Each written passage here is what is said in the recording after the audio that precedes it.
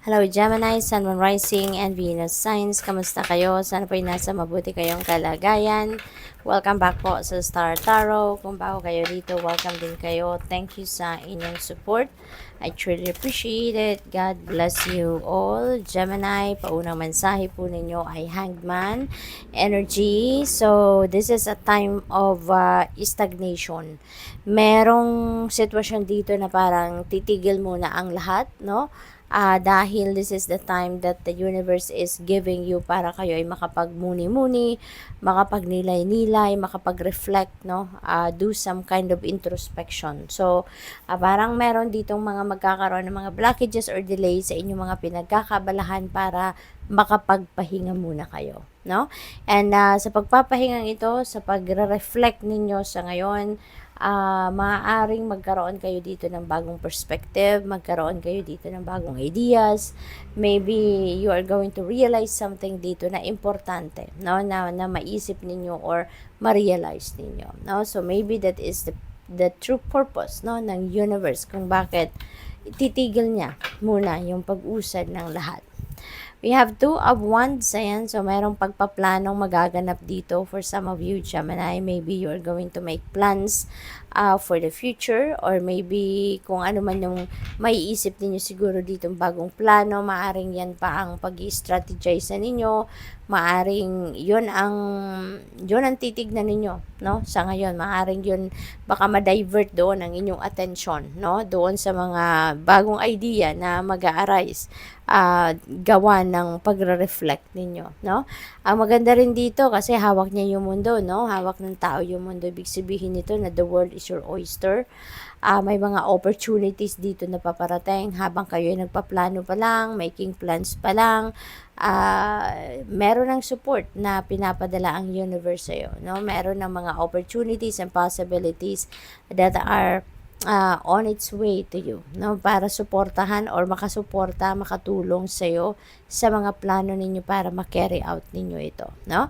At saka, ano din ito, no? Travel energy din ito, Gemini. So, most likely, you're going to travel soon.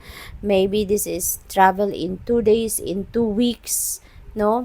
Or in 2 months na maaring ganon ang ano ninyo. Baka international travel din ito, Gemini, no? For some of you.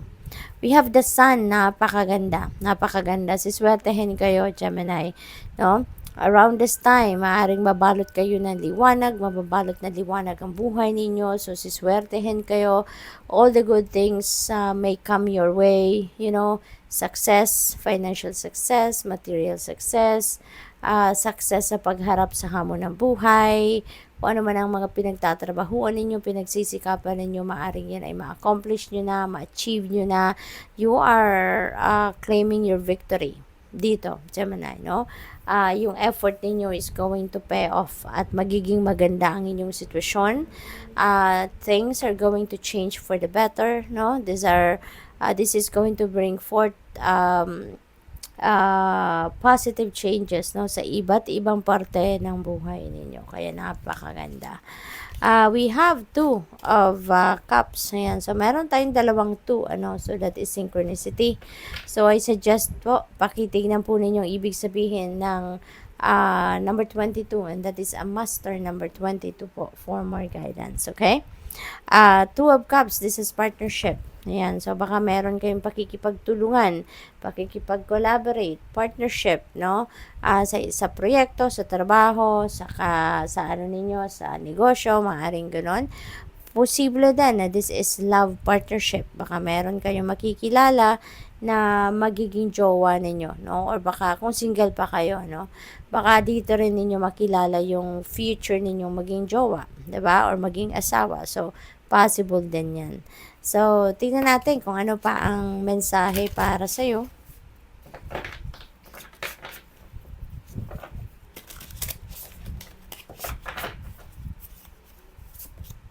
We have boundaries. Ayan, sobrang bait ninyo, Gemini, no?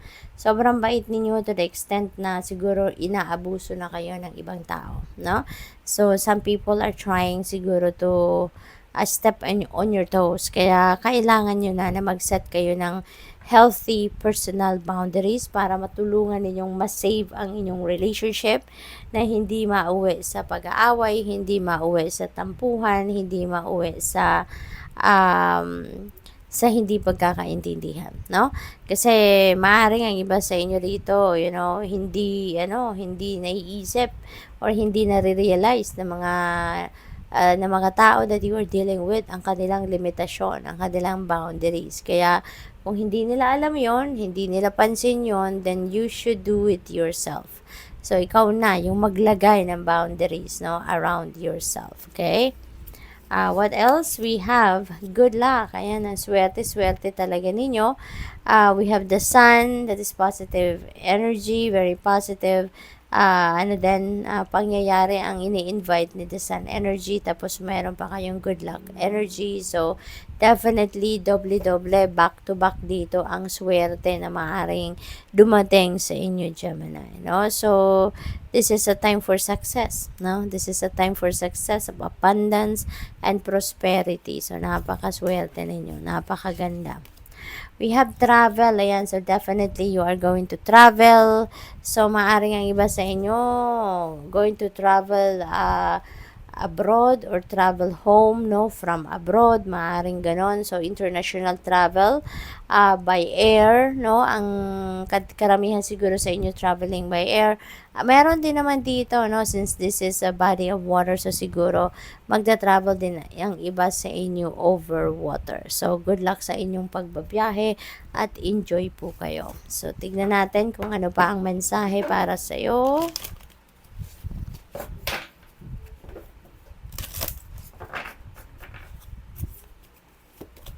We have meditation. Ayan. So, maaaring kailangan ninyo ito na pagmuni-munihan talaga ang inyong mga sitwasyon. Yung reflection, introspection, energy na yan ni Hanged Man, ano? Gawin na ninyong mag-meditate kayo, no? Because, siguro kung hindi pa ninyo nasusubukan mag-meditate, this is the time that you need, no? To try. Kung hindi pa ninyo nagagawa ito, you can research, no, sa Google or dito sa YouTube. Ang dami-daming guide na makikita ninyo, mapapanood ninyo, or mababasa ninyo na maggagabay sa inyo para kayo ay matulungan na matutong mag-meditate, no? You can start doon sa pinaka maigsi lang na oras muna, doon muna kayo, like sa 2 minutes, yung gano'n, hanggang sa magamay nyo na kung gusto ninyo, no?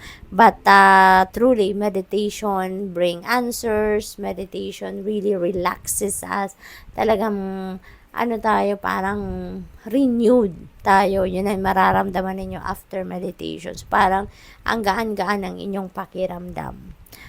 So, what else? We have focus. Ayan. So, kapag nag-meditate kayo, nanggaling kayo sa pag-reflect, pag-ninilay-nilay, pag-mumuni-muni, then for sure you will get back to your focus because you will be back to your center. Kaya maaring at this point, ito yung kailangan ninyo, no? Ito yung kailangan ninyo. What else? We have flow. Ayan, you are going to be siguro in the flow with life. Kaya maraming swerte ang paparating sa inyo. Maraming good things are going to happen sa buhay ninyo because you're going to surrender. Kasi dito sa flow energy, there is surrender energy rito. You're going to just go with the flow with life. Kung saan kayo dalhin ang agos ng buhay, okay lang sa inyo, susunod kayo, no? Yung ganon. So, with that, no, mapapansin ninyo, when you are in the flow with life, when you are surrendering to the natural ebb and flow of life, mapapansin ninyo na kay gaan, no, ng journey, kay gaan ng pakiramdam ninyo, kahit marami kayong ginagawa, parang lumilipas lang ang araw na lang, yung parang kakasimula nyo lang, pero tapos na. Alam mo yon, yung mga ganon. At saka kahit may mga problema kayong nararamdaman, mapapansin ninyo at the end of the day na lumipas ang araw na parang hindi man lang kayo na-stress, no? Kakaisip sa problema kasi may katulong kayo. No? Tinutulungan kayong magbitbit, no? Ng iyong spirit team, kaya magana ang inyong pakiramdam while you are looking for answers, while you are looking for solutions. So, good luck. Thank you for watching Love and Light. Namaste.